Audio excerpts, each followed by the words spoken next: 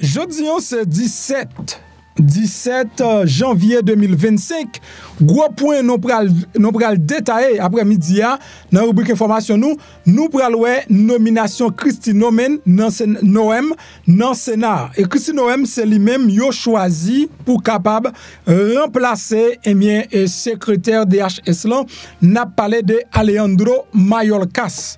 Donc c'est une femme, c'est lui-même donc qui pral décider est-ce que la Kembe programme Biden non avec Cbpone. Lui répondre question aujourd'hui, m'bral qui t'entende déclaration li fait yo, pral ouais ensemble avec Koutou et m'bral qui t'entende yo. Donc moun qui dans pays Mexique yo, moi encourager nous pour nous entendre en pile dans vidéo ça, m'pa di rien, m'a qui t'entende qui ça madame nan dit de Cbpone nan, qui ça le dit de programme parole humanitaire là, elle mentionne yo clairement, c'est Jodi a même ça passé.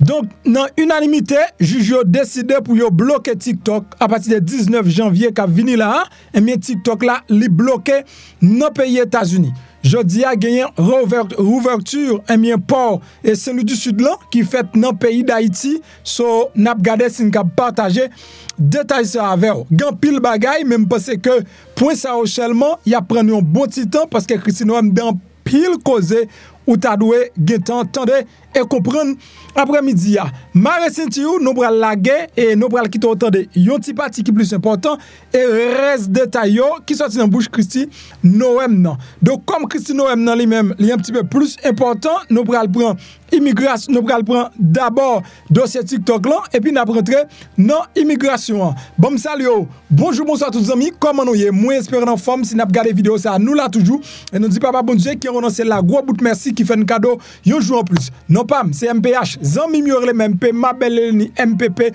l'autre boule qui toujours à chercher yo non pour yo bon moi. C'est tout un plaisir pour me passer pour me fournir non information. Soit à peine vini moi encourager pour abonner ici on va progresser absolument rien. C'est cliquer sur le bouton qui marque subscribe là pour abonner et là fin abonner là bon cloche notification, cliquez sur cloche là tout, retirer le sous personnaliser, mettez le sous tout temps comme ça chaque fois monter vidéo ou joindre notification mesdames et messieurs et puis pas oublier la like en bas belle vidéo si là. Moi t'es là depuis au commencement et m'a continuer là ensemble avec nous et m'a surveiller qui ça cap vini de nouveau tout pour me capable présenter pour nous et de là étant m'a rappelé moun qui gagne et bien commandio oui Jodi nous cap seulement ship 50 parce que it's not an easy job guys et son job qui compliqué donc ou pas même besoin que MP est-ce qu'on voit pas maintenant pour moi donc si me voyez le pour m'a voyé package là bas li gon tracking number sous li mes amis les on me voit photo package là bas li gon tracking number sous li seulement prend tracking number aller sur USPS et puis suivre package là garder qui le l'a délivré vinn joindre OK donc là l'aime fin voir package là tout tracking number et puis le fini ou dit même qui le m'a recevoir encore me senti donc c'est pas bon parce que moi-même moi fait tout gens pour me capable voir le baou tout tracking number sous lui donc de pour sur USPS ou mettez tracking number là ou joindre bien et ou joindre pack tracking non ça c'est l'huile de désenvoûtement avec l'huile de prospérité n'a ship by 50 moun il y a plus qu'une centaine qui derrière encore pour nos ship donc n'a essayé ship 50 par 50 excusez-moi petit c'est un petit retard parce que mesdames et messieurs it's a big job donc normalement et m'te quoi c'est deux trois grand moun seulement qui te voulait prospérer dans vie t'assembler tout monde net voulait prospérer donc job la vinn plus ma vinn avec l'autre produit donc qui gagne toujours pour avec deux envoûtements moins voulait spirituellement non libéré bagay mauvaise chance et yo aller et moun pasteur yo m'a dit l'en recevoir ti l'huile de prospérité yo pas faire moun yo payer $100 pour mettre un petit goutte nan mais non parce que c'est trois m'bay ensemble pour $100 ça veut dire yon des envoûtements en prospérité avec yon fertilité mes amis m'on connait pile nèg yo pral utiliser mais l'huile là pour yo faire moun dans l'église seulement par mon petit crasse pour $100 bay moun yo adresse là yo ka acheter l'huile prospérité pour continuer yo ka acheter l'huile des envoûtements pour continuer n'a vinn avec l'huile de guérison n'a vinn avec l'huile bien prophète Isaïe prophète Élisée n'a vinn ensemble avec lui tout et nous gagné plusieurs autres produits donc n'a travaillé et même avec compagnie ici là yo qui fait exactement produit ça yo. Donc pour nous venir ensemble avec yo. Il y a l'autre bagaille qui vient donc nous mettre téton mesdames et messieurs. Donc ou même pour patience si pour la pour venir bien sûr la venir. On nous rentre droite non et bien non information nous pour après midi. Nous allons rentrer premièrement dans TikTok. Jean comme annoncé ça et pour nous ouais, nous pour arriver dans TikTok là. D'abord on a commencé dans TikTok là et puis pour nous capable arriver eh bien non et non Christine Noël non parce que nous gagné la Cour suprême qui finalement décidé.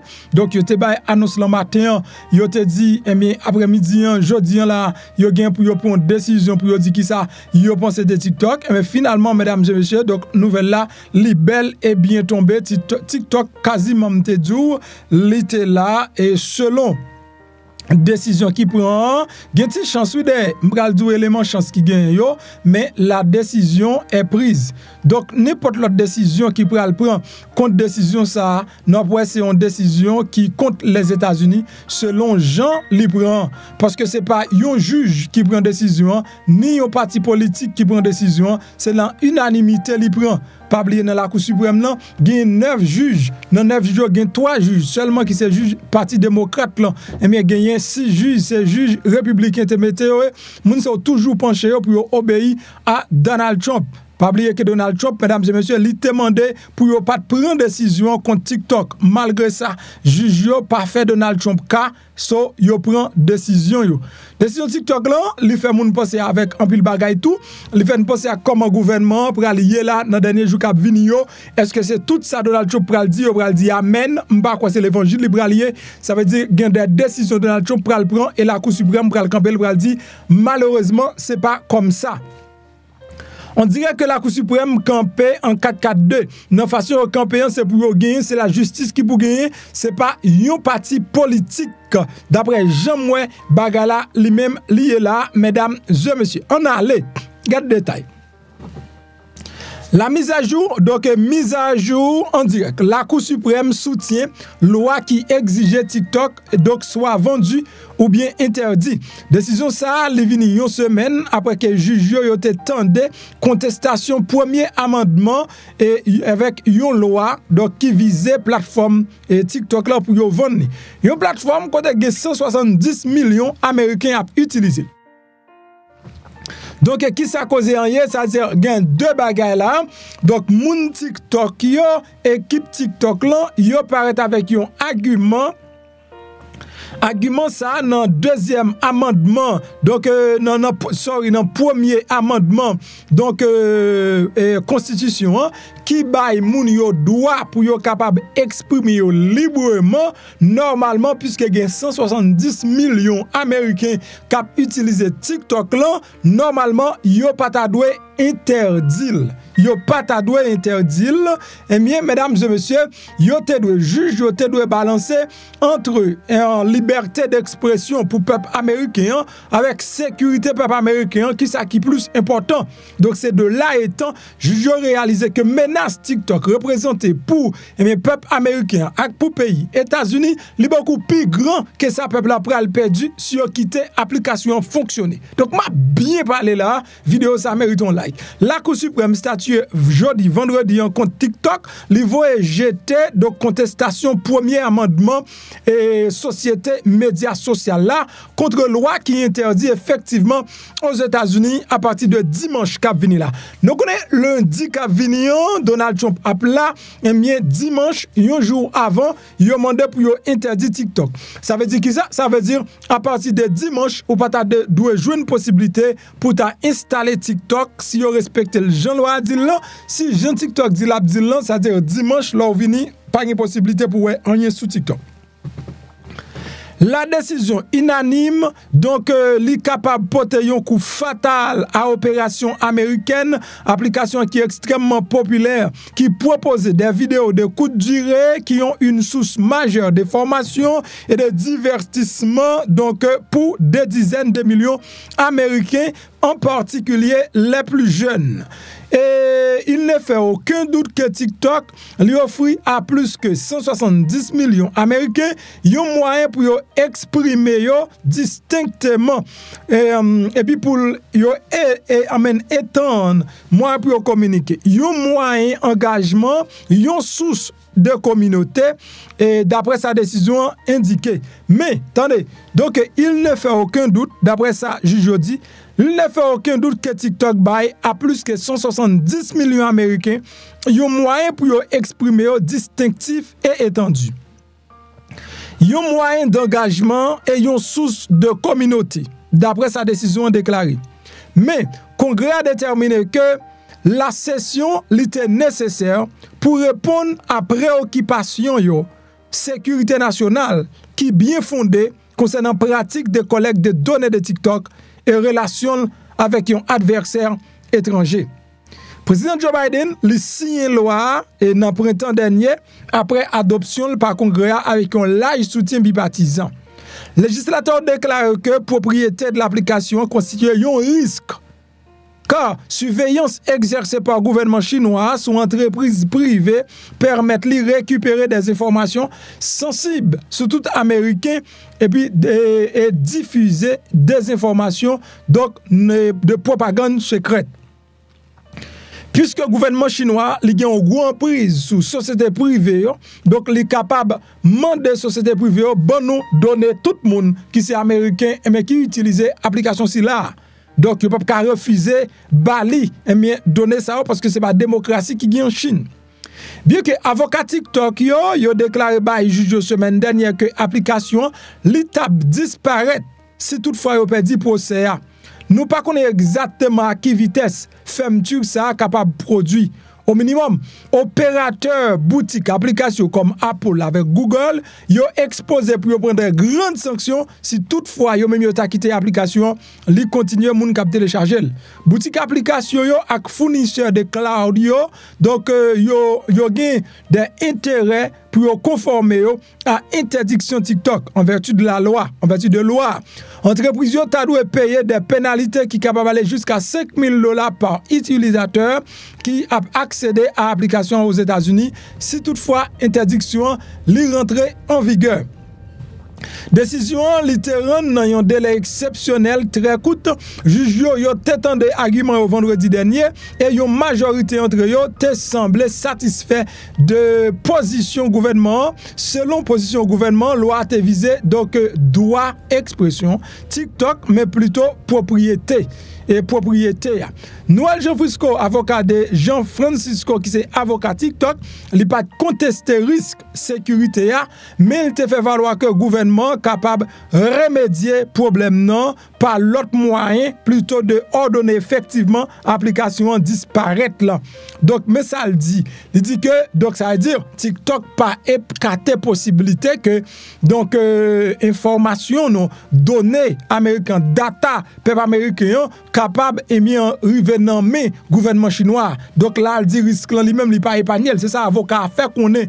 Mais il dit que le gouvernement est capable de chercher l'autre moyen pour résoudre le problème non.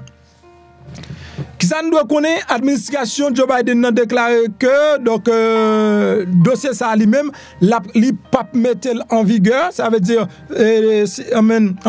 décision pas prendre en vigueur avec Joe Biden, l'a quitté décision ça by Donald Trump. Donc c'est Donald Trump qui a décidé l'elvini est-ce que l'a mettre loi en vigueur ou bien est-ce que le pas mettre en vigueur. Donc comme Donald Trump lui jouait en pile pour TikTok ta font tirer toujours balle plus temps jusqu'à ce que le jeune monde qui vend ni là son petit tête frette mais faut que moi dis que la justice américaine li bel et bien mais mettez TikTok hors donc de l'utilisation non pays États-Unis dans dernier moment m'a parlé ensemble avec nous là mais à ne pas oublier même si Donald Trump lui prend décision pour dire non élargir cadre là by TikTok possibilité pour TikTok capable de vendre tête li ou du moins font changement quelconque donc dans cas ça la pour un titan pas pour longtemps.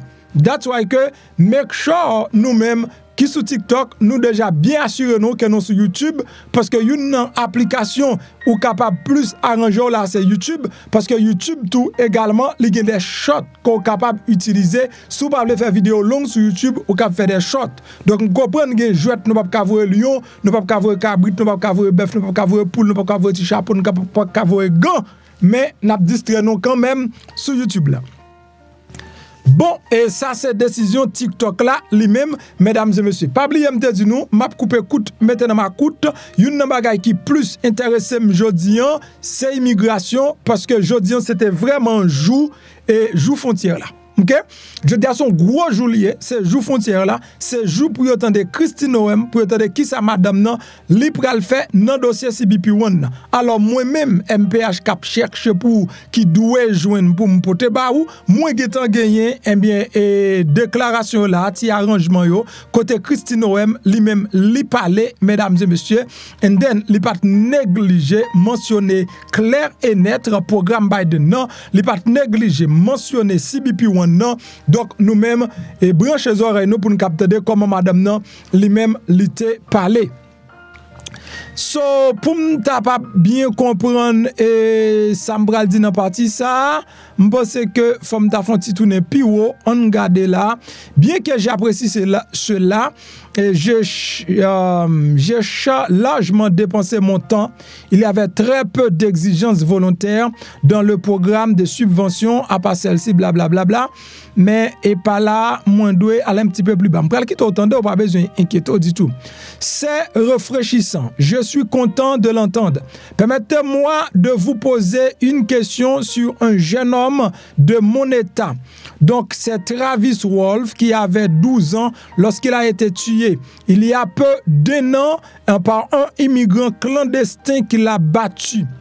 J'ai choisi mes mots avec soin. Il l'a abattu avec une voiture.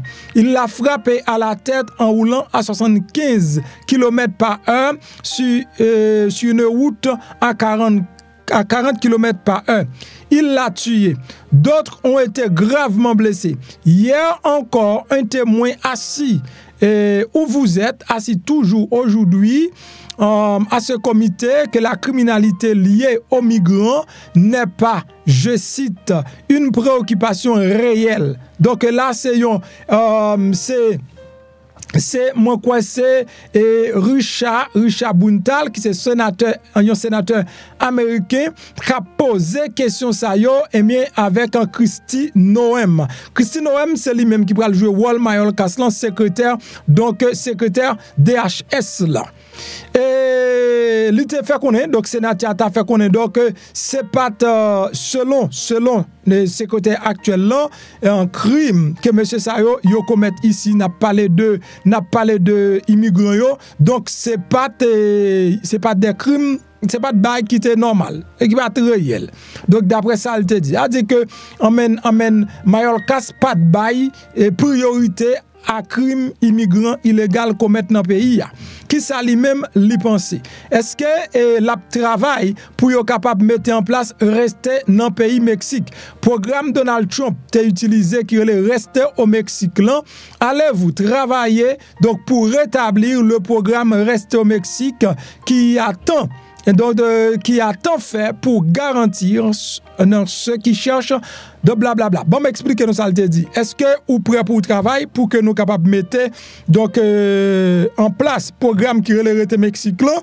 Donc madame nan répond oui, il y a travail pour mettre en place programme qui relève dans Mexique là. Moun yo apprêté dans pays Mexique jusqu'à ce que eh bien yo capable ouais dossier yo. Yo te posé la question sur programme Biden non avec programme CHNVA. Nous prenons le temps de un peu de comment madame nan lui-même dit.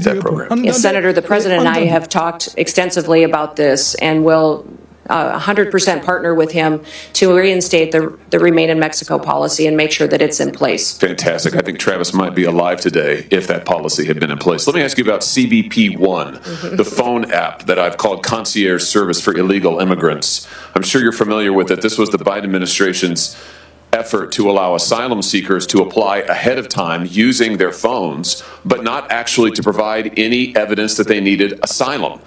There was a newspaper report, a press report that said the only problem with the app is it never asks users, are you seeking asylum? They don't ask for any asylum evidence. They simply release these so-called asylum seekers who use the app into the country on parole. Sometimes they're never given a hearing. The Inspector General actually did a report, a full investigation report on CBP1, and found that donc toi prends clair dans oreille ou doit même comprendre qui ça frère Abdi. Mais frère Abdi donc li content qu'elle tendait madame nan li pral rétabli programme qui relè rete dans pays Mexique là m'a rappelé qu'elle dans Sénat Jodi c'est dossier nomination cap réglé il a fait audition pour est-ce qu'il est capable nommer li. Alors, nous avons sénateur Josh Aoui de Missouri qui a posé madame la question là. Donc, est-ce qu'il a établi le programme dans le Mexique là? Il dit oui, il a établi.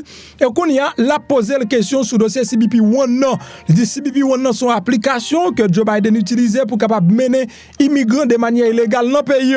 Mais moi, ça me connaît. C'est application Cbpone, c'est les mêmes moun qui dans le Mexique utilisé et c'est même les mêmes moun qui dans le programme Biden, dans le programme parole humanitaire là, ils ont utilisé pour rentrer dans le pays. Donc, c'est-à-dire que si pas de Cbpone, pas parler de rien de l'autre programme, donc malheureusement, it's gonna be a bad news. Et donc, ça, c'est notre frequently, users of this app were claiming que une problème qui gagne l'application, c'est que l'application n'a pas demandé de poser aucune question concernant asile politique. Est-ce qu'il a envie de demander asile politique? Non. Il n'a pas posé aucune question sur ça. C'est seulement ouvrir route, by moun yo passer et puis pour rentrer dans le pays. Same addresses in the United States as their intended destination, even though they didn't know each other, they weren't family connections. In other words, it has been completely abused. Donc, c'est-à-dire, yo dit que l'application est complètement abusée parce que moun yo utilisé un paquet d'adresses dans le pays États-Unis. Et adresse ça, c'est Jean te kon histoire même déjà m'a expliqué c'est pas traduit m'a traduit pour moun capitaine de anglais ça donc dans série d'adresses moun utilisé 50 fois et 100 fois 200 fois pour même adresse là et gain adresse qui ont utilisé pas même aucune relation avec moun non pays les États-Unis. And the idea that the federal government would pay for this kind of concierge service for illegals I think is outrageous. Will you end the use of the Cbp1 app? Yes. OK? Donc là, est-ce que ou ap camper utilisation Cbp1 app là, application Cbp1 là, et ça fait que moi me dit non moi-même m'pa gen bagay m'a vinn parler pour tête moi, mais ça m'a dit pour tande donc ça dit entendez ça madame n'a répondre. Senator, if confirmed and I have the opportunity to be secretary on day one, Cbp1 will be shut down. There's data and information in there that we will preserve so that we can ensure we know who's coming into this country and who's already here that we need to go find, but also we si toutefois yo choisi pour venir secrétaire donc le secrétaire DHS non même jour li rentre ya application Cbp1 n'a pas éliminé, c'est ça le dit. Make sure that there's another program CHNV which I'm sure you're very familiar with where li gon l'autre programme yo relé CHNV, ça veut dire programme parole humanitaire mon corps très familier avec. The government actually paid to fly people into this country directly.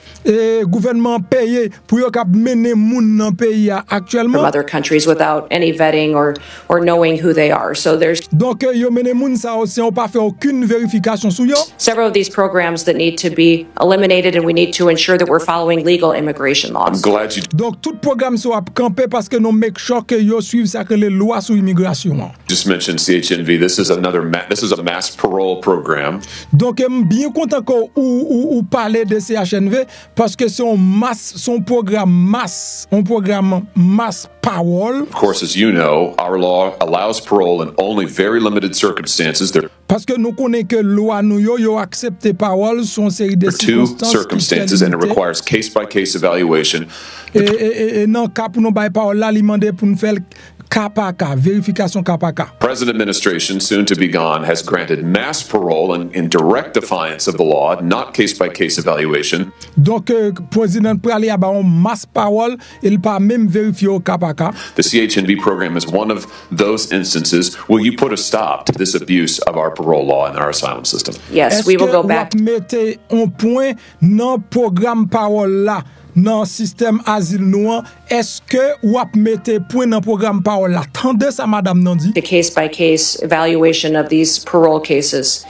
Donc, il dit non seulement la mette point la donne, il pral réviser tout le monde qui rentre dans parole yo cas par cas. C'est pas moi qui dis non s'il vous plaît, il pral réviser tout le monde qui rentre dans parole yo cas par cas. L'Éternel a gete comme ça l'a fait. And ensure that we have more resources if you will partner with us to make sure that our legal immigration system is fully utilized, that we have more judges, more immigration courts so that we can process people legally and make sure that they are going through that process rather than like Joe Biden has done, use this as an excuse to allow people to come into our country with no consequences. Let me ask you about another low light, not a highlight, but a low light of this last administration and DHS. Your predecessor, the current Secretary of DHS, established a disinformation board using... Donc voilà, et moi m'a quitté notre de plus quand même parce que c'est une très belle interview. Donc m'a quitté notre c'est son très belle interview qui a fait là je veux dire madame n'a fait des grandes déclarations concernant donc sécurité frontière là dans partie programme parole là ou ka imaginer donc nous make choquer une partie ça pour nous partager avec madame nan li finalement donc bail dernier mot sous programme parole humanitaire là jodi a eh bien mesdames et messieurs nous c'est le 17 le 21 donc donc depuis le 20 c'est ça le 20 Donald Trump ici ça veut dire les choses vont être très compliquées d'après Jean eh bien madame eh bien Christy Noem les mêmes les mentionner donc on va quitter notre de Christy Noem tout à l'heure et avec plus détails toujours sous même dossier sécurité frontière là même te vlen des programmes parole humanitaire dans bouche Christy Noem c'est lui même qui va jouer rôle si là mesdames et messieurs donc on pense que m'a quitté non et m'a font passer bien rapide pour quitter de Christy Noem donc jodi également c'est ouverture mais pas dans le pays d'Haïti donc nous connaissons des choses très you know donc qui devenir des grandes choses et des bagailles magistrat a doit faire comprendre ça me là donc normalement on pas cap ouvrir c'est bagaille pour magistrat t'es là Kazek qui a régler à faire ouvrir pour yo but dans le pays d'Haïti obligé gain tout gouvernement qui pour aller dans dossier ouvrir pour donc c'est quand même son pas en avant nous pas capable encourager eh bien et ça qu'a fait là c'est petit pays donc nous comporter dans petit pays nous montrer ce type petit mess que nous y est donc des petits bail tout banal nous obligé prendre tout pays nous parti pour aller là-dedans so moi c'est que demain si je veux m'abailler plus de détails sur ça mesdames et messieurs comme dossier immigration son dossier qui ont dossier tête chargée que lié son dossier fragile. Donc non mais nous et n'a continuer donc attendez comment Christy Noem lui-même il t'a répondre question non congrès. Donc conclusion et après ça gain pour avec toute pile bagaille déportation tout pral parler là mais on bagaille vlo connaît clair que madame nan clair lui-même nomination pour qu'on fait c'est audition qu'a fait pour est-ce que yo doit nommer lui donc y a nommé et si toutefois mais république est très content avec pour nommer lui. Donc, une fois que vous fin tendel, pas gagné qu'empêcher nommer. Donc, est-ce que c'est tout démocrate qui pas ta voter, mais la passer oui. Donc, raison pour le pas passer, faut gagner 3 républicains qui pas voter pour lui. Donc, mais si tout républicain voter pour lui, même si 0 démocrate voter pour lui, la passer quand même parce que monsieur gagne majorité de tous côtés. Donc monsieur gagne majorité de tous côtés. Donc démocrate yo pas camper sous rien là dans congrès pour année ça. Donc comme dit c'est républicain qui prend toute décision. So tout ça commencé li k'ap gen fin et me toujours dit toute chose concourt au bien de ceux qui aiment Dieu.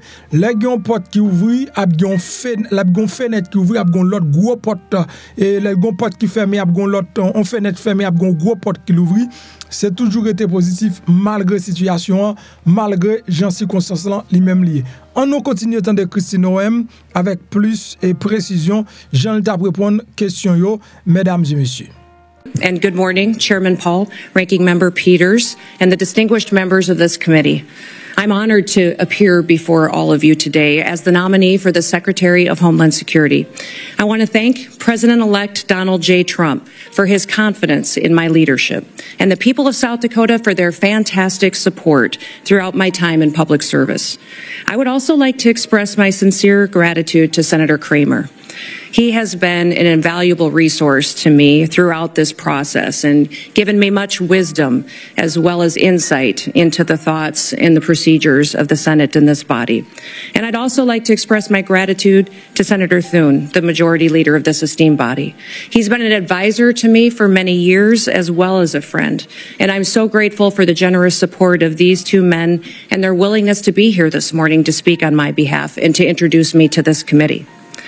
Now, I'm a wife and a mother and a grandmother, a farmer, rancher, business person. I've served in our state legislature in Congress for 8 years and also a governor. I've spent my entire life in rural America. I understand what it means to work hard every single day and to build a better future for your kids and for all of our communities. I come before you today with a deep sense of responsibility and a humility as the nominee to lead the Department of Homeland Security, and also a commitment to the more than 330 Americans who we will work together to help serve and to keep safe and secure in their homes and in their communities. Now, before I proceed, I want to introduce to you my husband, Brian, who's here with me today. He is my constant 24/7 reminder of our dedication to public service and that it's not a solo effort or done alone.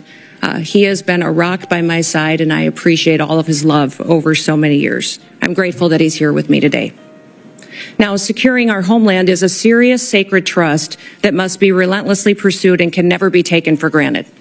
Being safe within our borders here in America is critical, and yet Americans feel less safe than they have felt in decades. For the first time in 30 years, more than 40% of Americans are afraid to walk alone at night within a mile of their homes. President-elect Trump is going to change that. I've seen firsthand the challenges and the opportunities facing our great nation. In the 20 years since the Department of Homeland Security was formed, the nature of the threats to our homeland has grown and they've evolved. This department was created in response to the failures of the government that led to the September 11th, 2001 terrorist attacks. And that reality is not lost on me, especially in the wake of the recent terrorist attacks over New Year's. Now, I've led South Dakota for the last 6 years with a focus every day on making our state safer, stronger, and freer. I've focused every day on making the best decisions, not just for right now, but for generations to come. I've overseen a state budget of over $7 billion and a state employee workforce of more than 13,000, including more than 7,000 that report directly to the governor. I've addressed important issues like cybersecurity, human trafficking, drug interdiction, and also natural disasters, the same challenges that are facing so many of you and the people that you represent back home. I've secured our state and supported the rule of law. And if confirmed as the 8th Secretary, that is the same approach that I will take to leading the Department of Homeland Security. As we face the evolving threats of the 21st century, the mission and the success of DHS is more critical than ever. We must be vigilant and proactive and innovative to protect the homeland. The challenges in front of us are extremely significant, and we must secure our borders against illegal trafficking and immigration. We must safeguard our critical infrastructure to make sure that we're protected against cyber attacks, respond to natural disasters, and also terrorism. I firmly believe that we can meet those challenges head-on with resolve. Innovation, we can use collaboration with federal and with state partners. And, Senators, I want your input. Border security must remain a top priority. As a nation, we have the right and the responsibility to secure our borders against those who would do us harm. And we must create a fair and a lawful immigration system that is efficient and is effective and that reflects our values. President Trump was elected with a clear mandate. He needs to achieve this mission because 2/3 of Americans support his immigration and border policies, including the majority of Hispanic Americans. I was the first governor to send National Guard troops to our southern border when Texas asked for help and when they were being overwhelmed by an unprecedented border crisis. If confirmed as Secretary, I'll ensure that our exceptional, extraordinary Border Patrol agents have all the tools and resources and support that they need to carry out their mission effectively. The same is true of my commitment to the outstanding men and women of the U.S. Immigration and Customs Enforcement. They are responsible for apprehending, detaining, and deporting illegal immigrants. And getting criminal aliens off of our streets and out of the country will help American communities be safer again. The bravery and the dedication of the Border Patrol and ICE are unmatched, and I will restore dignity to their work. The rising threat of cyber attacks also demands our utmost attention, and our critical infrastructure, from energy grids to financial institutions, is under constant attack by foreign adversaries and criminal actors. As Secretary, I will prioritize a comprehensive, whole-of-government approach to cybersecurity. In fact, in the coming days, we have to plan bigger and think faster and smarter. I fully acknowledge that people in Washington, D.C. do not have all of the answers, and therefore I will leverage private-public partnerships. I'll advance cutting-edge, state-of-the-art technologies to protect our nation's digital landscape. And I will have a proven track record of doing this in South Dakota to back me up. I've helped make Dakota State University a global leader in cybersecurity education because we recognize the need to address this emerging threat. And I will take a proactive approach if given the opportunity to serve as Secretary. Now, President-elect Trump has been a tremendous friend to law enforcement over the years, and I will do the same in my role as Secretary. As Governor, I've worked closely with law enforcement to make South Dakota safer. I've overseen hundreds of state troopers in the South Dakota Highway Patrol, and on several occasions, I've convened groups of law enforcement from across our state to address policies that will make our people safer. In fact, while some in this country were attacking law enforcement and defunding them, we took the opposite approach in South Dakota. We recruited law enforcement officers to move to South Dakota, a state that respects their service and their sacrifice. And we revamped our law enforcement training to provide the first ever state-led, tribal-focused law enforcement training academy. I'm very proud of the work that we've done in cooperation with our tribes to help make their communities more safe. And we must remain vigilant against terrorism and against others who wish to do us harm to our country and to our great people. I'll ensure that our intelligence and our law enforcement agencies are working together hand in hand, that they're fully equipped to detect, prevent, and respond to threats from radical ideologies and foreign adversaries. This requires resources, coordination, and collaboration across all levels of government. And once again, I will seek your wisdom and I will seek your input into the months ahead. For the sake of the people that we both represent, we have to get this right. Now, I recognize that Homeland Security isn't just about prevention, but it's also about resilience. When disasters strike, as we know they will, the Department of Homeland Security must be ready to respond swiftly, efficiently, and effectively to protect the lives and the property of Americans. As governor, I've worked with FEMA in response to a dozen natural disasters in South Dakota. These have included historic floods, tornadoes, blizzards, wildfires, a derecho, and even a global pandemic. As Secretary, I will enhance our emergency preparedness and strengthen FEMA's capabilities, and we will ensure that no community is left behind, and that life-saving services like electricity and water are quickly restored. As Secretary, I will oversee the Secret Service, an agency that is in serious need of reforms. We all saw the threats to President-elect Trump last year and the consequences of failure. Now, that should never happen again. And I've worked closely with my own gubernatorial protective detail, and I'm familiar with what works and what doesn't work. And I'll bring that experience towards strengthening the Secret Service once again. I'm committed to working with this committee, with Congress, and with the dedicated men and women of the Department of Homeland Security to fulfill our mission. And together, we can ensure that the United States remains a beacon of freedom, safety, and security for generations to come.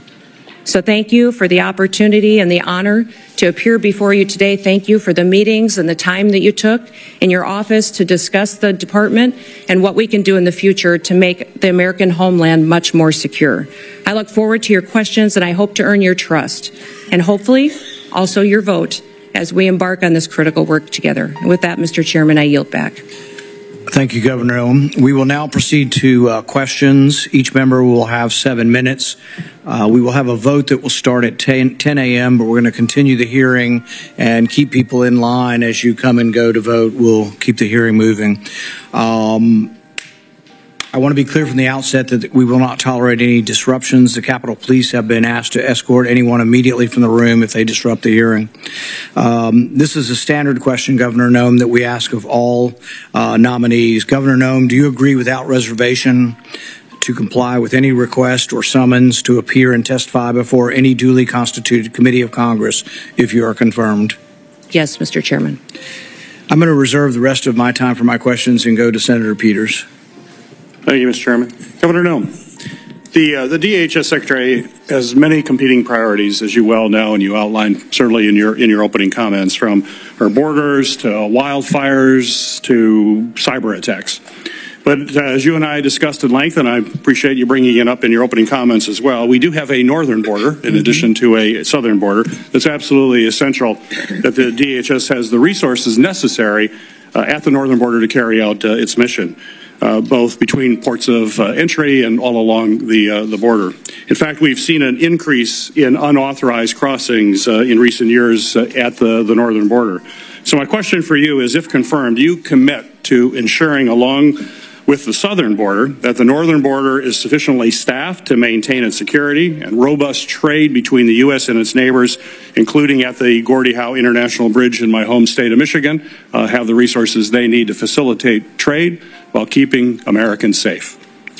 Yes, Senator Peters, you and I talked about this in your office and also with Senator Slotkin as well, how important it is to continue to remain focused on our northern border and all borders and ports of entry that the United States has. I think there's been some universal concern from some of the committee members that as we focus on the southern border and what we're seeing as far as the invasion there and the amount of people crossing, that the northern border would lose focus. But that will not happen, and we will ensure that our borders are secure and we're addressing all threats that may come in from any direction. And also with the bridge as well and staffing up on that as well. And I've assured Senator Slotkin as well that our focus is there to make sure that it is staffed appropriately. Very good. And as we discussed, the department is diligently working to stand up the Northern Border Mission Center at Selfridge Air National Guard Base in Michigan, following the authorization and funding that I was able to secure in the last Congress. This center is critical to supporting the department's northern border security missions and addressing evolving threats.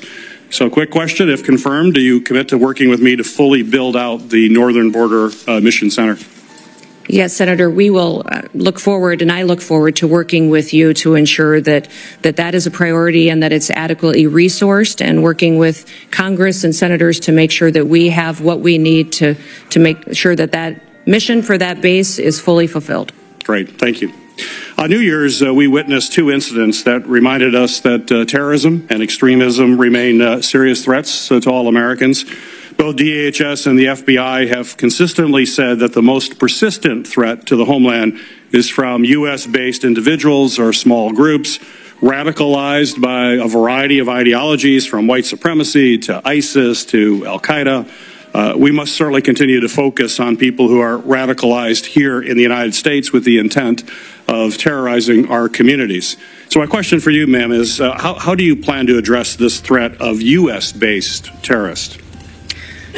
Senator, this is a grave concern for our country, as we all agree that the #1 threat to our homeland security is the southern border. In fact, since Joe Biden has been president, we've seen 382 individuals that have come over that border that are on the terrorist watch list. Behind me have the governor of Louisiana with me, and he and his state and people in this country went through a horrific event on New Year's Day, and one that we never want to see repeated again. But this governor behind me is concerned also about an upcoming event, which is the Super Bowl coming shortly, which we need to do all that we can to work together, that he has the reassurance that the federal government, that the Department of Homeland Security is prepared to help him protect that event and to keep people safe while they are there. Those 382 terrorists or known terrorists that have come over our border, we don't know necessarily where they are because of what has been happening under Joe Biden's policies. Now, President Trump obviously won the last election with a clear mandate, and that mandate is for the American people to secure that border, but also we need to focus on domestic terrorism and homegrown terrorism, which you just referenced in your question. Homegrown terrorism is on the rise.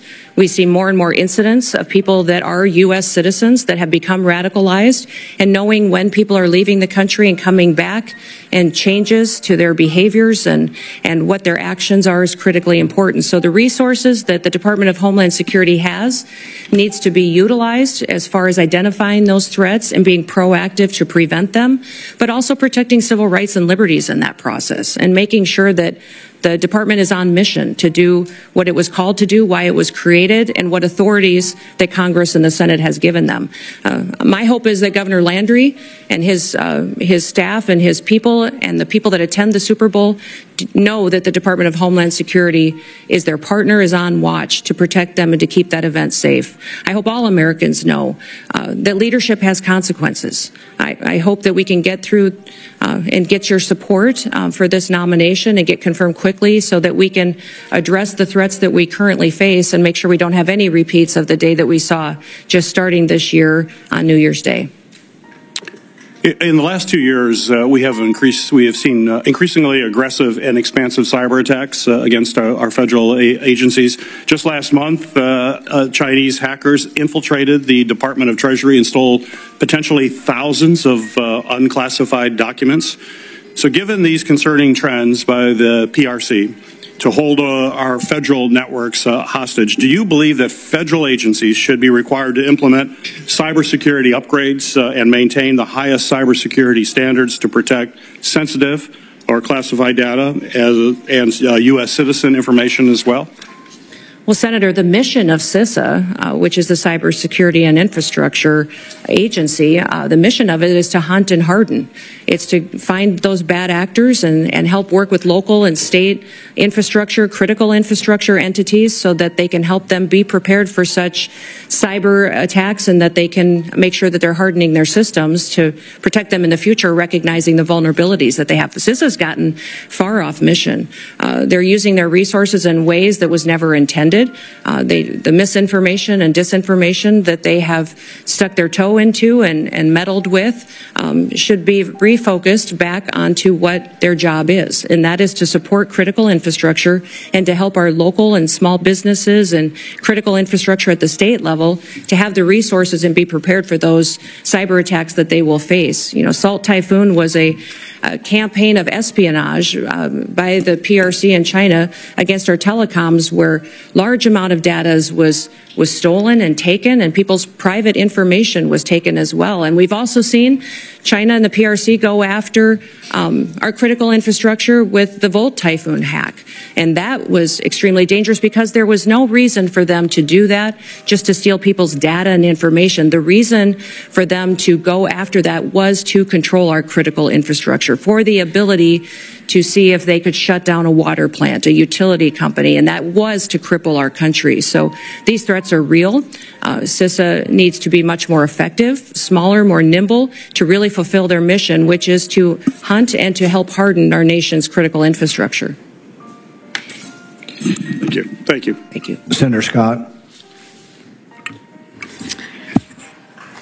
Governor Nunn, congratulations on your nomination. Thank you. I think you're going to do a great job. Thank you. I think it's great that you're a governor and you bring that expertise to the table. So I just went through the campaign to get reelected, and it was after the Butler shooting. I'd asked people, I said, at all my events, I say, raise your hand if you think the acting director of the Secret Service is going to tell us what happened. Not one person. I said, what about Secretary Mayorkas? He's running HHS. What do you think? Or Homeland Security. What do you think? I said, how about Christopher Wray? Head of the FBI? Not one person. Can you just talk about the importance of transparency and accountability in government and how you're going to bring that to the table? Yeah, Senator Scott, thank you for that question, because that's what I have found across the country as well. And I know it's certainly true in my home state of South Dakota, is that people don't trust the federal government.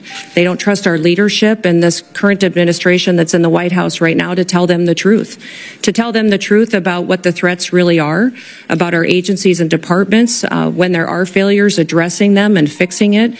The Secret Service is one of those perfect examples. They need leadership that understands why that Secret Service was created and what it needs to do. There's two elements really that the Secret Service is tasked with, and that is protective detail and then also investigations. Yet we see investigators within the Secret Service out there investigating antiquities and other things that are off mission when they should be focused on making sure we're addressing national security events with the protocols that are necessary and protecting the individuals that they're charged with and getting that skill set and training that are necessary. That's been compromised by not having enough people there and being adequately staffed and resourced.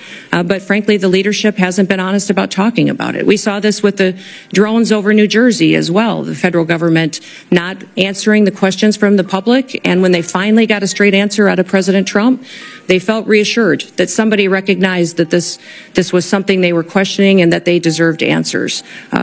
My goal and my mission is to build trust.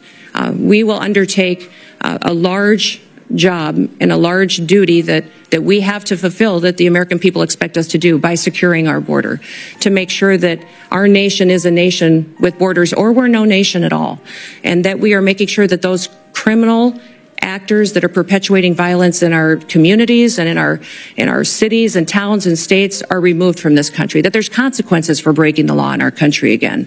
There has to be consequences, because when Americans break the law, there's consequences.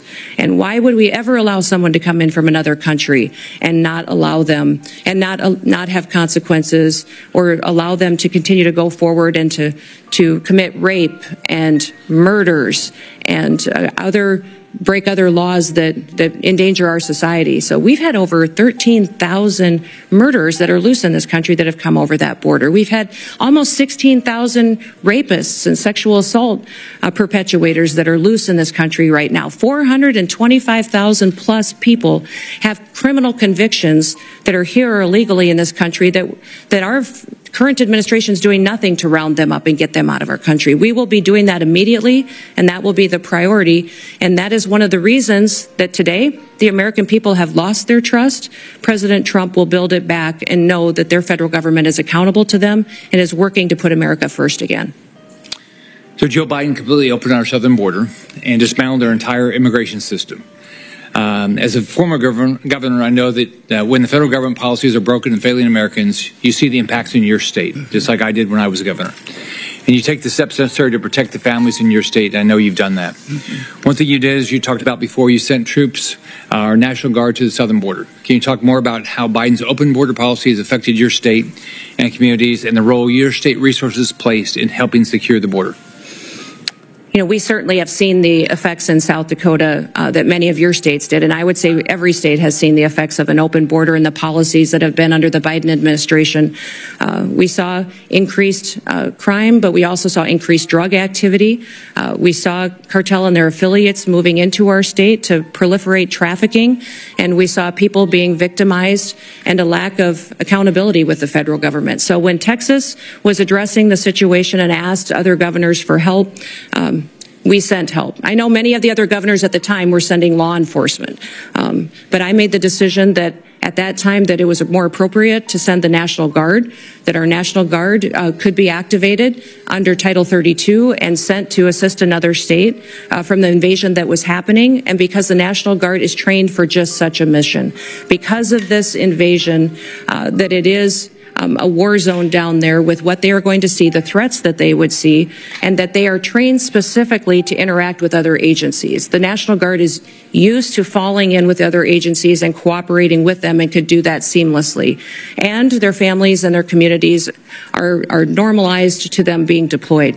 So we have in South Dakota deployed our National Guard to the southern border 8 different times. 2 of them were federal deployments that the Biden administration sent them down there. One was was to send our Lakota helicopters, which were used for surveillance and the drug interdiction that was going on down there. But 6 other times I sent them under state activation to partner with Texas and other states in securing our southern border. They did security operations.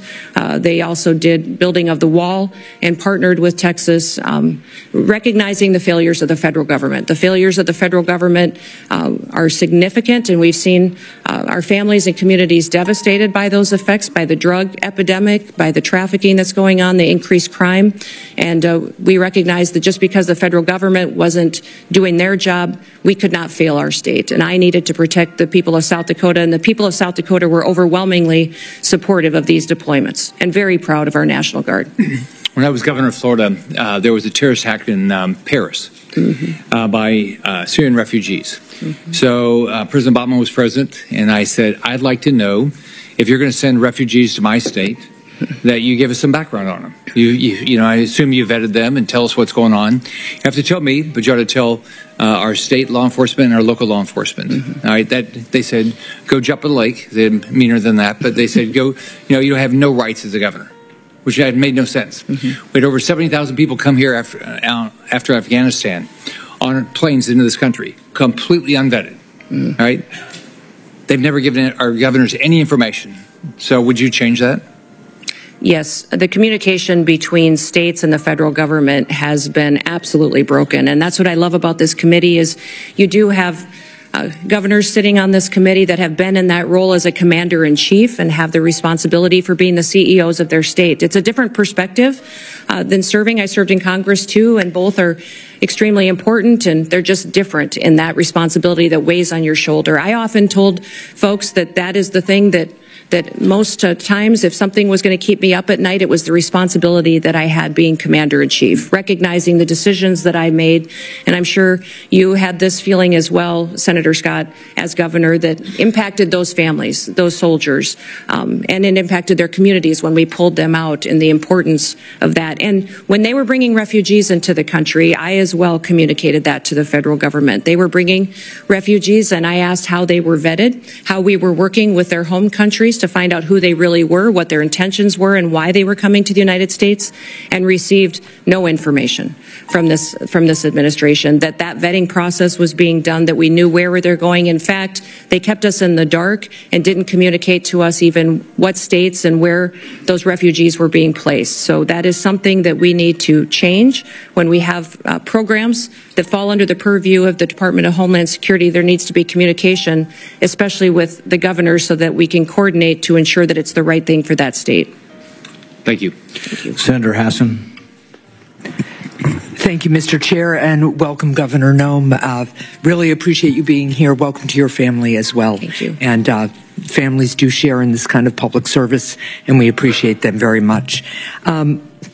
As we discussed at our meeting last month, as a former governor, I appreciate the important responsibilities that governors have to ensure the safety and security of their communities, including by managing public safety and emergency agencies. And I will say that in many ways I agree with some of the things that Senator Scott just said about improving communication between the Department of Homeland Security and governors around who is being sent to states. It's a critical issue and something that I was frustrated by when I was governor. So I look forward to hearing more today about your priorities, if confirmed, about how your experience as governor would help you run the Department of Homeland Security. Let me just start by following up with a question that Senator Peters had also touched on.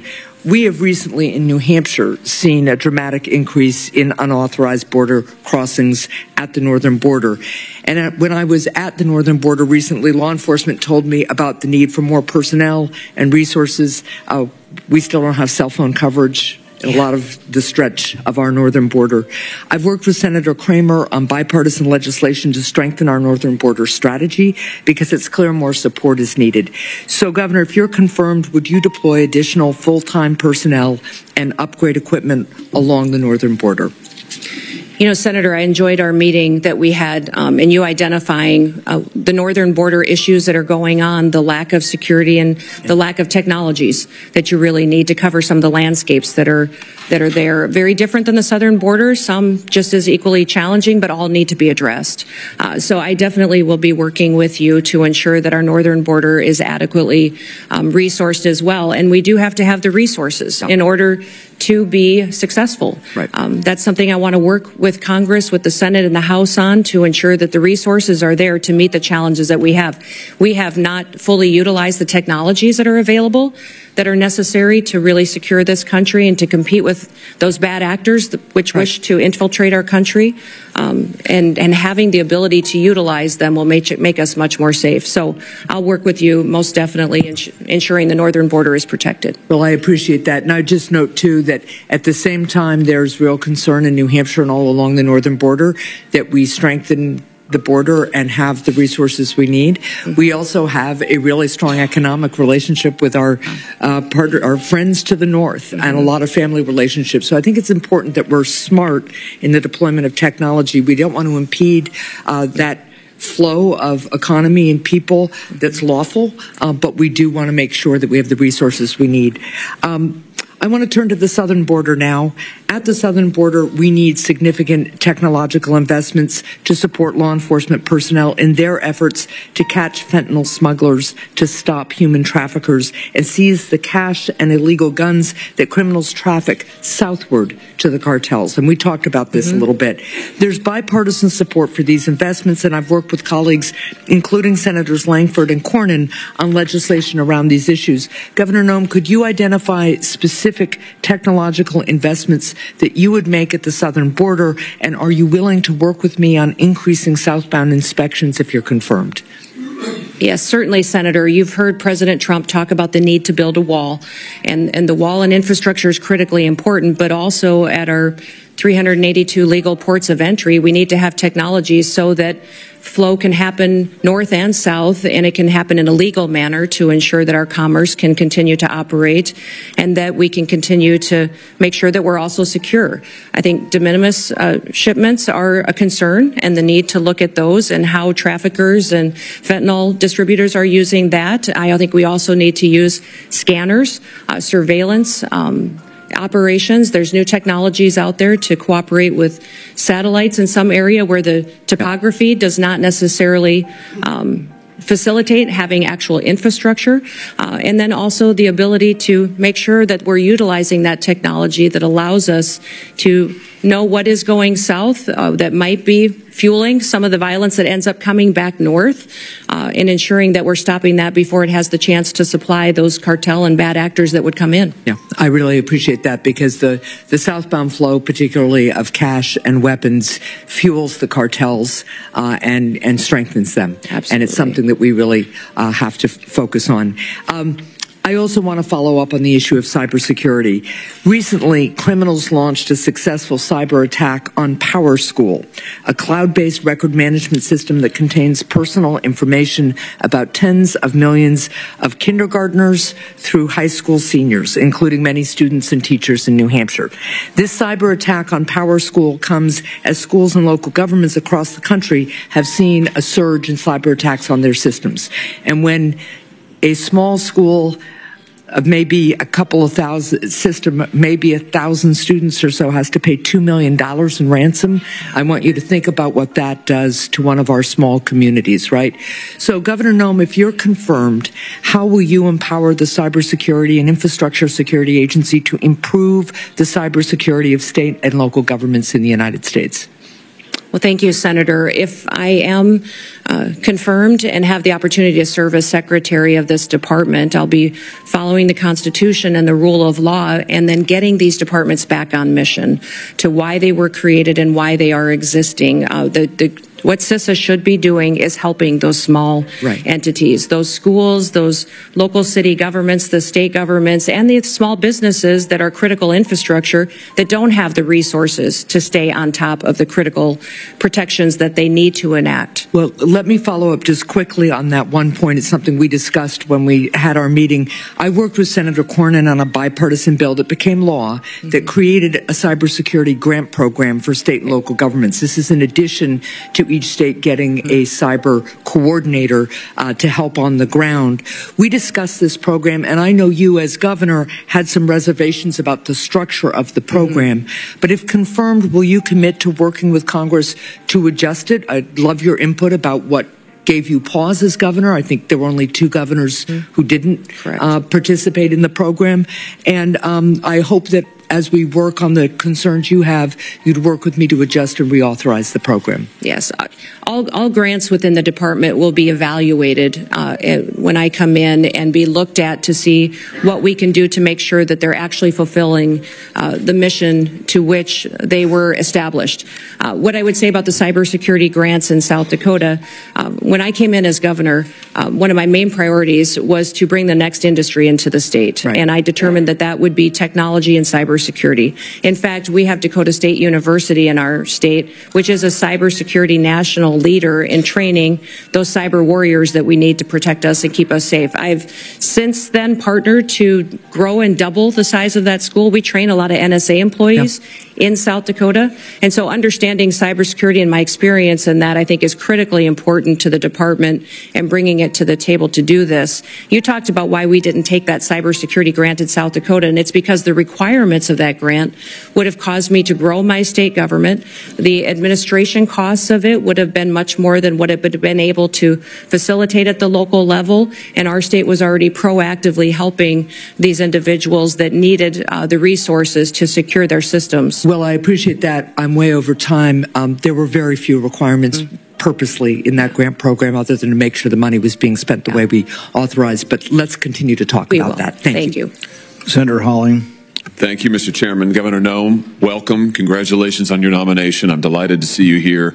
I do notice the chairman of the Ways and Means Committee is over your shoulder there. I'd have to question your judgment about who your friends are based on that. The great chairman from the state of Missouri. It's fantastic to have you here. You know, the Department of Homeland Security is not particularly old, but you already have what I hope will soon be the distinction of succeeding the worst secretary in the history of the Department of Homeland Security. Alejandro Mayorkas has been an absolute disgrace to that department and frankly to this country. And I'm delighted to see you willing to step up and serve. Let me just ask you something. I repeatedly asked your predecessor when he sat where you're sitting whether the southern border was secure.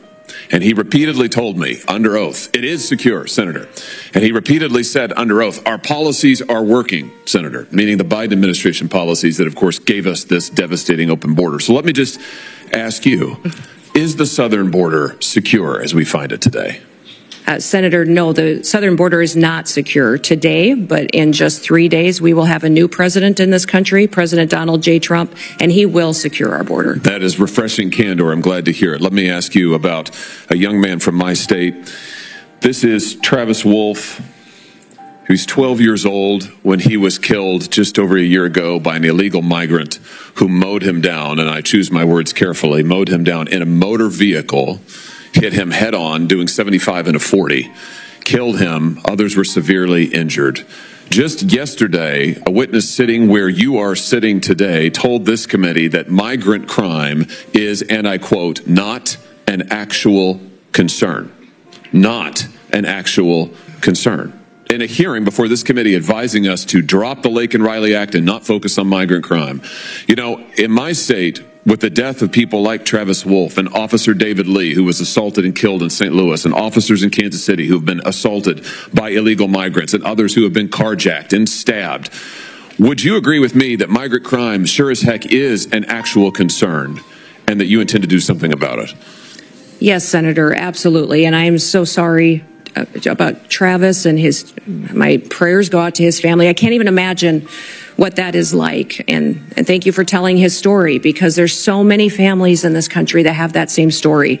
And they don't understand why the federal government is allowing people to come into this country illegally and then perpetuate crimes against their people and then give them resources and shelter and food and debit cards to go take care of their families when they go to work every single day to make sure that they're providing for their families and are held accountable to when they break our laws. Let me ask you this. Will you work with President Trump to reinstate the Remain in Mexico program that the president had in place in his first term, which does so much to ensure that those who would seek to abuse our asylum system are not allowed into the country, and those who have legitimate asylum claims, their claims are processed in due order and in due course, but they wait in Mexico until those claims are fully processed? Will you work to reinstate that program? Yes, Senator, the president and I have talked extensively about this and will 100% partner with him to reinstate the Remain in Mexico policy and make sure that it's in place. Fantastic. I think Travis might be alive today if that policy had been in place. Let me ask you about Cbpone, the phone app that I've called Concierge Service for Illegal Immigrants.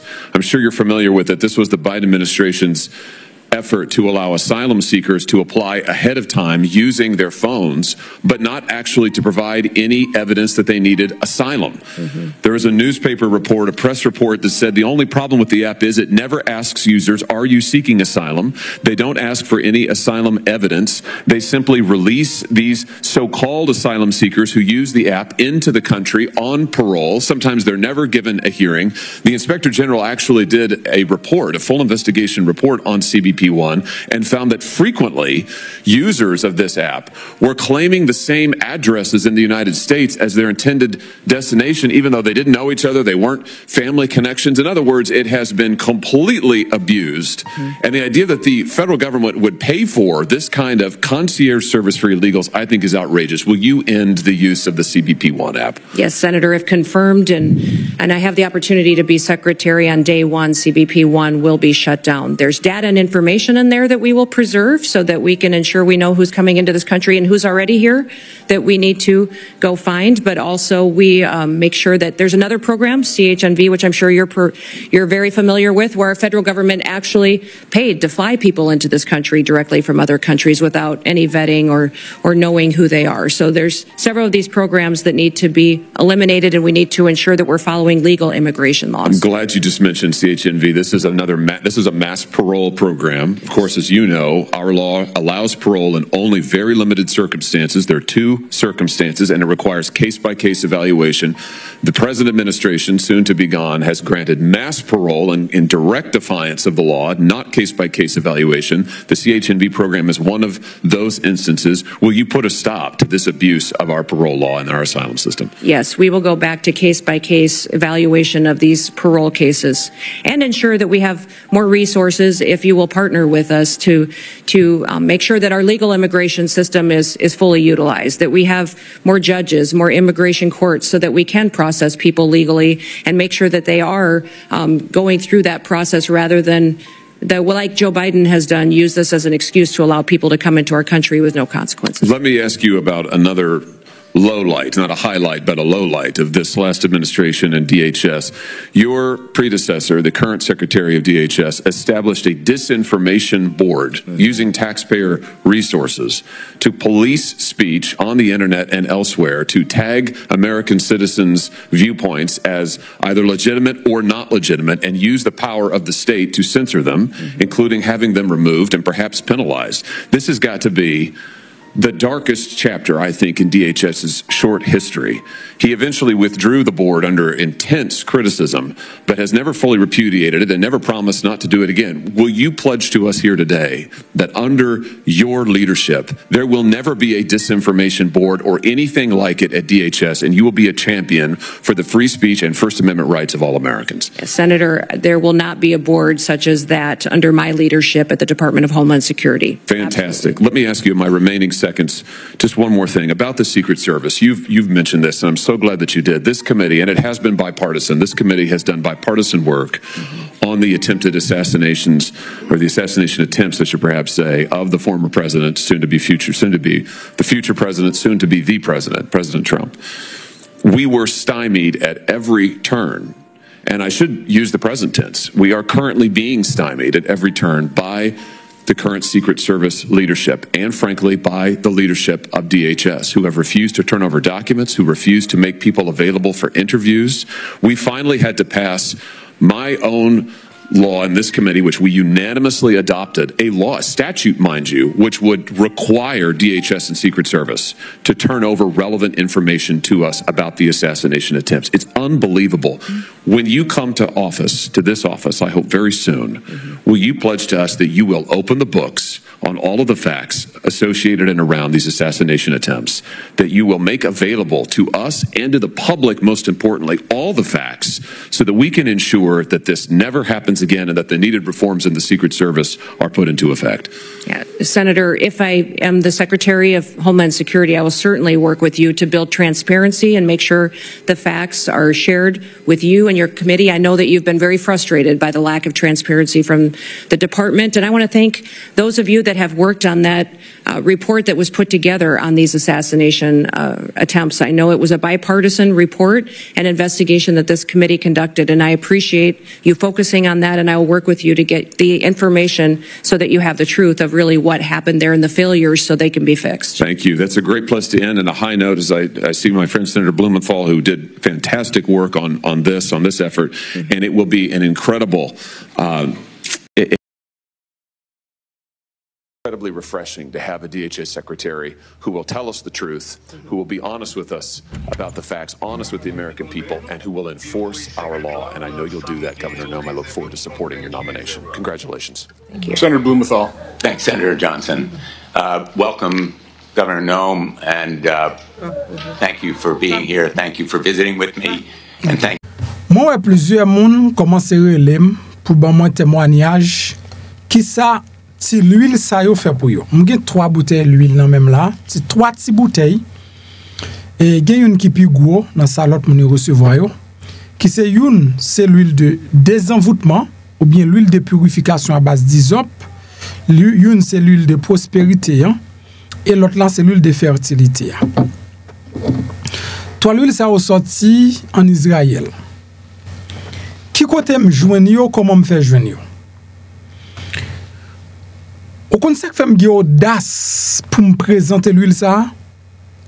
Et d'abord me prend pile risque pour me faire ça parce que me sont protestant. Et en tant que protestant, on connaît que comment nous nanti soulier nous gon paquet de bagaille nous prend pour diable. C'est déjà son liberté me te prend pour me te présenter non l'huile ça. Moi gain plus que 2 ans depuis m'a servi avec l'huile ça. Et m'gain plusieurs autres bagailles qui sorti en Israël me dit nous ça. Qui côté me joindre? C'est parce que guys, m'te toujours à travail. Oui, m'te toujours à travail. M'gain doit faire 6 mois de travail, mais après 6 mois, faut que moi perde du travail là pour me tourner à zéro. Business moi doit marcher pendant 7 mois pour année, faut gon l'autre 5 mois qui pour manger tout si ça m'te fait. M'ki doit bien marcher là dans mois ça, l'autre mois c'est moun qui pour prêter me pour me terminer mois, ça me fait pas que temps fini. L'aime senti ma bout à mode de vie tomber lever ça, que m'pa ka utile tête moi rien malgré me tap travail, moi tomber prier. Moi acheter livre, moi acheter livre. Moins li. Bon, comme moi pas grand rien pour me faire encore, moi tomber dans préparer ministère.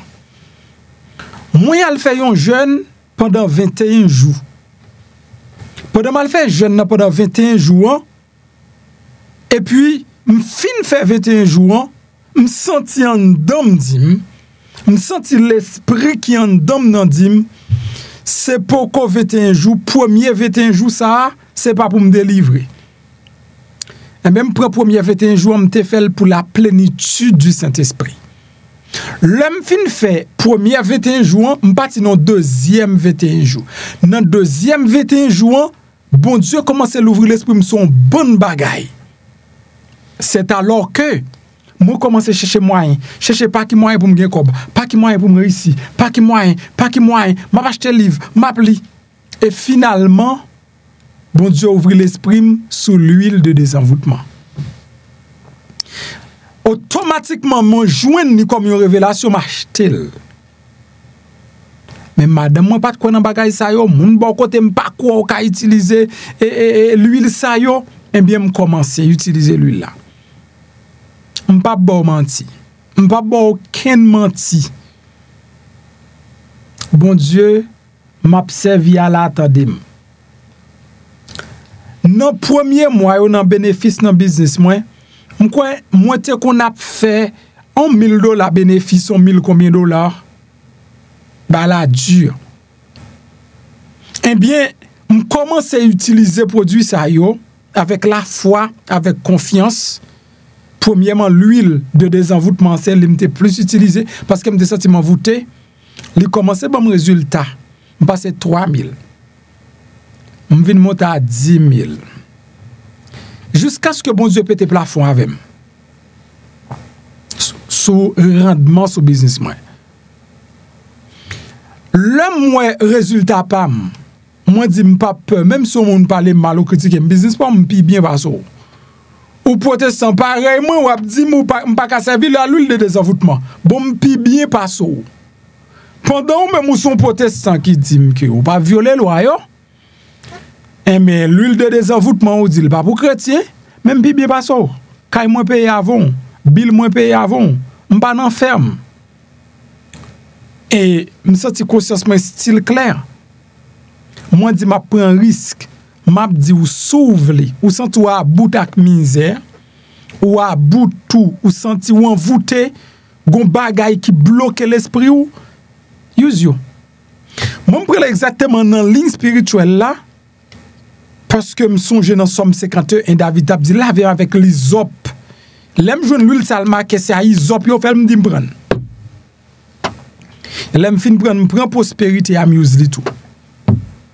Après prospérité am commencer use fidèle et am commencer use mais sacré fertilité. Prospérité ali même c'est à quoi BMB avec chaque jour m'oblige c'est à quoi chaque jour me bouteille parce que depuis le fini, il pas dans biome, il pas dans machine moins, sous descend dans machine on va me bouteille. Dans biome on va me bouteille. Là caïman on va me bouteille parce que côté me passer, on gagne ti prospérité ma avec.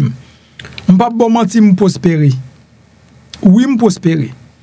Il pas bon seulement pour moun délivrer économiquement, mais socialement, spirituellement, ou senti laisse pour faire mais ou pas qu'à penser ou pas qu'à réfléchir. Tout ça ou des résultats. C'est ça que fait me dire m'a prend risque là. Et depuis bon Dieu, bon mon révélation pour me faire bagay me fait. Me pas ta vendre l'huile de désenvoûtement. On t'a conseillé moun. Le moi ou pas qu'on côté pour yo joindre ni. Et ben me dit moun yo voyez yo pour moi pas stock. Et puis yo voyez yo. Et puis l'autre monde qui commence à use yo commencer à de très bons résultats, bon témoignage. Soit utiliser l'huile de désenvoûtement et prospérité, avec fertilité, et là, bon résultat, tout plus, vous voice pour moi. Parce que moi, j'ai un ami qui dit là, il n'est pas capable d'utiliser comme tout, il n'est pas capable de comme tout. Et automatiquement, il commence à utiliser l'huile là, Jodi a commencé à construire Kaili. Je vais quitter notre temps de voice ça, et puis son témoignage, je voulais partager avec vous. Pas forcément. Si vous voulez prendre 3, vous pouvez utiliser email ça. Vous pouvez marquer zel 2 points. Après blastcreole@gmail.com. C'est à zel avec les pour faire zel. L'offre fait zel ça veut dire non place. L'offre fait zel on font zel normal. Et non place pour ta mettre numéro de téléphone ou mettre email là qui c'est blastcreole@gmail.com. Et puis téléphone ça en bas les direct et les WhatsApp. Ou carré les direct et pour qu'avon WhatsApp pour dire mes screenshot zel moyen mes adresse moi complet voyez le pour moi l'offre fin commence servir avec ou a bon résultat m'a vont voice complet pour me dire mes comment tout pour servir avec l'huile de prospérité et l'huile de désenvoûtement on te voulais partager cette expérience ça avec pour connaître que c'est pas un fab c'est pas un show. C'est pas juste un business, mais il y a un résultat derrière produit ça. Alors, je ne sais pas ça fait un résultat. Je ne sais pas ça fait ça. Mais moi, je n'ai pas le résultat. Merci beaucoup.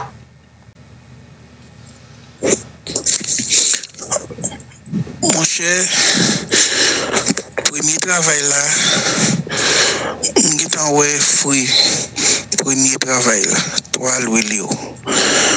Parce que dans le pays il y a longtemps, pas de jamais une vision caille en est me fin fait toi ben yo me fin fait tout ça me fait yo qu'on y a la messe dans sol caille là.